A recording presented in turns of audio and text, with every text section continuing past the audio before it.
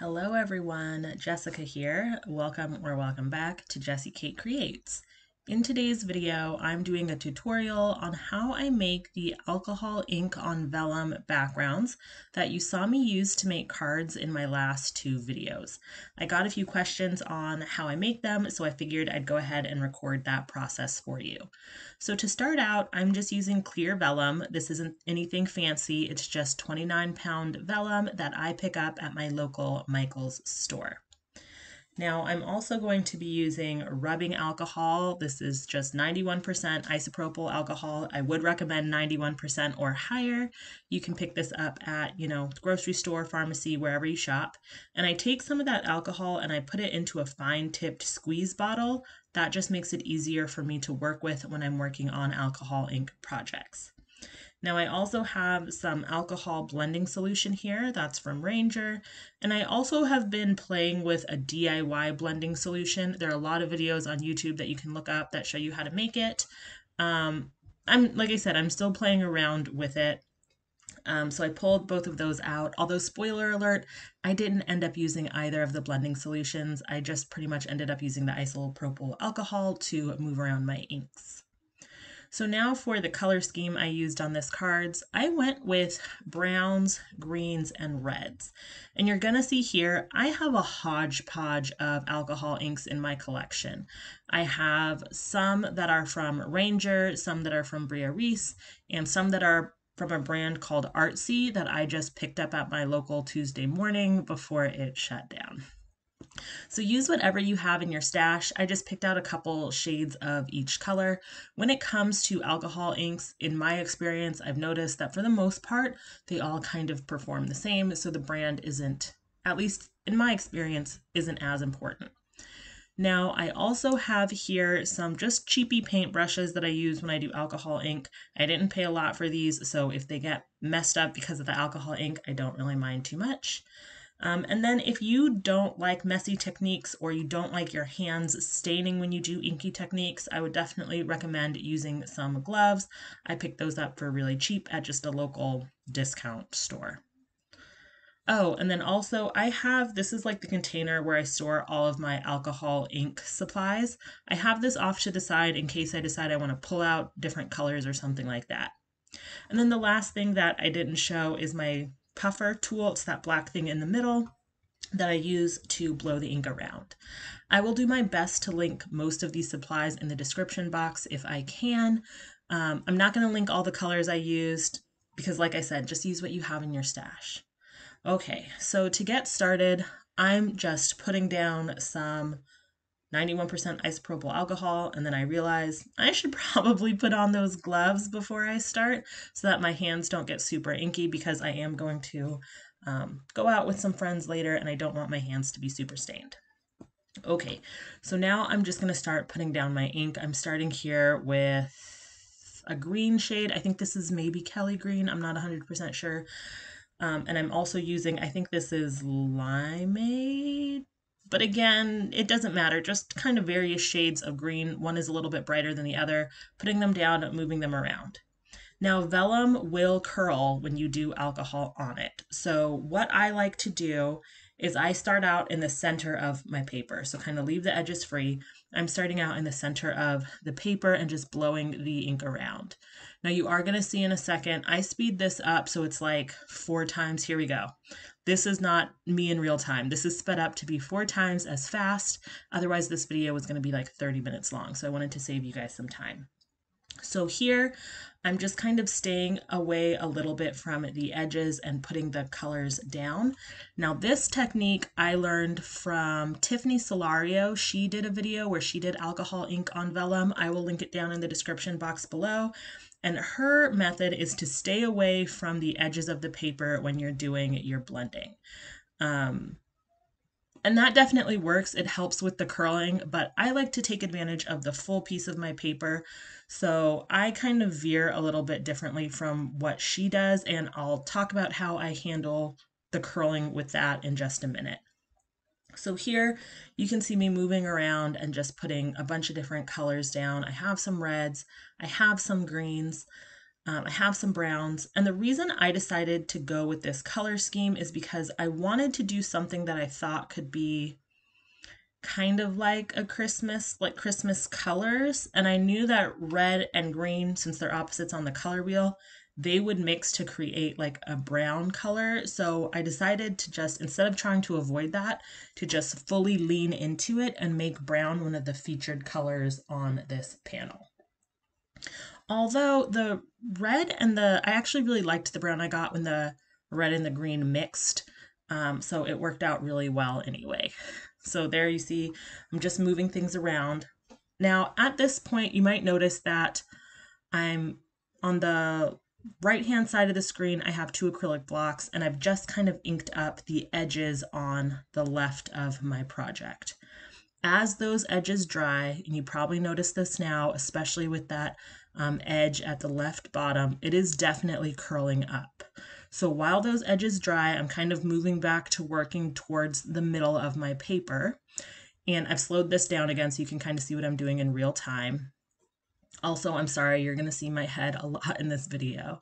But as those edges dry, I just come in and I set acrylic blocks down on top of them, okay? Because the more this curls, the harder it gets to work on. So I want to try and keep it flat while I'm working. And then at the end of the video, I'll show you how I make this panel flat to use on cards, okay? But so now I have acrylic blocks on 3 of my corners to keep them flat. And I'm going to start working on the free corner. Again, just trying my best to keep everything down and flat so that the ink moves how I want it to. Now, one thing, I've sped the video up again here. It's like super fast Jessica now. Sped up to be 4 times again. One of the things about alcohol ink is that you only have so much control. You can try to put certain colors in certain areas, but one of the kind of beauties of alcohol ink is that it's going to do what it wants to do. You kind of have to give up some level of control, which I really love. So with alcohol ink, there's not too much rhyme or reason. It's just kind of me putting down colors, moving things around until I'm just happy with what I am seeing on the paper. At this point, I do think I brought in a deeper red because the one I had, it wasn't red enough for me. I wanted some more variation in my red, so I went ahead and brought in a deeper color. And now I'm just continuing to move things around and get them where I want them on the project. Something else I'm thinking about at this point is I'm not sure exactly how I'm going to use this panel, but I'm thinking that I'm probably just going to cut it down into 4 different panels. And so I want to have a little bit of red, a little bit of green, a little bit of brown in each of the different I guess the different quadrants of this panel, so that even when I cut it down, you're going to see a little bit of every color. So that is something I'm kind of thinking about as I'm, trying to manipulate this panel and move the colors around to get them where I want them to be. And you may have noticed that when I was working on that top corner, I let the bottom corner dry, moved the block there, then worked on the top corner. And I just keep doing that, moving the blocks around where I need them to be to keep the panel relatively flat while I am working. And at this point now, it's just moving things around while I work. I think in total, to make this background, it took me about 35 minutes, which to me isn't too bad, especially considering I can get multiple projects out of this panel. I just had a YouTube video going on my computer while I did this, or you could put on a podcast, an audiobook, something like that, and just kind of, chilled out and enjoyed my time doing this. I find this to be very kind of therapeutic and meditative, just watching the ink move around. Oh, so what I'm doing there, you see me twisting those caps on my fingers. I got the caps to my inks all mixed up and I didn't know which was what color. So I just kind of stuck my finger in there and twisted it on the glove so I could see what color it was and put it on the appropriate bottle. So that's what that was, in case you were wondering what was going on there. So I'm getting close to finishing up this card, just a couple areas I want to work on a little bit more and have a little bit more texture going on. Again, I am so sorry for my head just kind of, poking in and out and all over the place. but sometimes I really do find it's easiest to see the panel if I can get directly over top of it. Now, my video cut out. I'm so sorry, you guys. So I lost some footage, but what I wanted to show you is how I got the splotches on my card. I took my little ink bottle and just kind of splatted it over the top. And then to get the smaller dots, I just put some of the rubbing alcohol onto a block and then just kind of like flicked it onto my project, the same way I do splatters with regular paint. So now I put that aside, I let it dry, and while that's drying, I'm working on just cleaning up my workspace. That's really simple. I just take that same rubbing alcohol, put it on a cloth or a paper towel, and just wipe everything down. Because I use a glass mat and acrylic blocks, it makes cleanup really easy. So once everything is cleaned up, this is the panel. It's not 100% dry at this point, but it's mostly dry. And you can definitely see how the edges are really, really curling up. So I set that aside for a few days. I didn't have a lot of crafty time. I came back to it, and you can see at this point, this panel, this background is like super, super curled and warped. Do you see that? And you might be thinking, oh my gosh, how are you going to use that on a project? But there's a really easy fix for this as well. So the way we are going to take out all the warping and all the curling is by using some double-sided adhesive.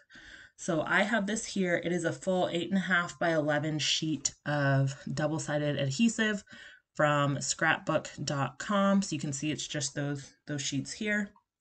And I'm going to use this to adhere my vellum panel onto some cardstock. I really love this because the glue is clear, so it's not going to show, but it covers all the back of the vellum, so you're not going to see any like glue dots or something that you might see if you used liquid glue. So you can see I have some white cardstock here just to kind of show you what it's going to look like when you put it down. But I was also thinking like, oh, you know what? The back of this looks really cool. So if you flip this around, so now the pretty side of the paper is facing down, this like the back side has like a really cool frosted look to it. I thought that was really neat as opposed to the more shiny look you get with the front side. I also wanted to show you, you don't have to put this down onto white cardstock. So if you put it down onto brown cardstock, it gives it a little bit more of like a toned down, muted look. Whereas when it's on the white cardstock, as you can see here, it's a little bit brighter and a little bit more vibrant. At this point, I was like, I wonder what it would look like on black cardstock. So I pulled out a panel of that. And you can see on the black, to me, it looks a lot richer and more kind of moody. I thought that could be a really fun look too. So you can see just by putting your panel onto different colors of cardstock, you could get really different looks. Like, I wonder what this would look like on green cardstock or red cardstock. You know, there is no limit. You can try whatever it is you want to try. But I decided today I was just going to stick with putting this down onto some white cardstock. Now, the next thing I had to decide is what side I wanted to be facing up. Now, when I made my other card projects, I had the shiny side facing up, but I could not get over how cool I thought this looked to have the back side facing up. So it had kind of a more frosted, muted look. So that's what I ended up deciding to do. Okay, so now how do you successfully adhere this curled sheet of vellum onto your double-sided adhesive? The key to this is to go slow, okay? When you do this, you need to be patient, okay? So to start with, I am just pulling back the tiniest corner of my adhesive, so just that tiny little corner is showing, and I am going to take my time to take a second to get this lined up with that corner, because getting this part lined up well is going to set me up for success as we go and as we adhere the rest of the panel. So you can see I'm taking my time to get that corner lined up nice and straight. And once I have that lined up how I like it, I am slowly, very slowly, going to start peeling off the backer. And as I go, I'm kind of working from the middle. I'll peel some back and I'll smooth it out, okay? And you want to do it this way so you can see I start in the middle and then I smooth out the sides. Pull some back, start in the middle, smooth out the sides. And you're doing this to avoid getting big air bubbles or wrinkles in your panel. So you're just going to keep smoothing this down as you go. I think it took me maybe 2 minutes to get this fully smoothed down, but it's worth it because it gets rid of the curling and it gets rid of the kind of like bubbling and warping that your vellum has in the middle of the panel. So like I said, I spent about 2 minutes doing that until I got to the end here. And you're going to see now that this panel is nice and flat. We don't have any more curling, right? So now we are going to, I'm smoothing it down just to make sure everything is stuck down really, really well, that adhesive onto my vellum. And now we are going to do the same thing to adhere this down to my white cardstock. So once again, we're just going to peel off a tiny little corner of that adhesive. And we're going to take a minute to line this up really well with the corner of our paper. Get your head right over that corner if you need to, like I am, to make sure it's lined up. And then this part was a little bit trickier. I had a little bit of a more difficult time, but once I figured it out, how to pull it, it was pretty easy. And so you see I'm kind of struggling here, but then I get under there, I get that corner, and I just slowly start peeling off that backer. And it's the same technique where I peel a little bit of the backer off, and then starting in the middle, I just kind of smooth it down and smooth out the sides and just keep going. And like I said, this is going to ensure that you have a nice flat panel that doesn't have any wrinkles, that doesn't have any air bubbles. It looks really nice in the end once you get it done. So again, this takes me about 2 minutes to get this smoothed down. And once it's all smoothed down, this is what we end up with. Now it's not perfectly straight. You can see I got off a little bit on the sides, but I can always trim that down when I cut down these panels. Now there are a million different things that you could do with this.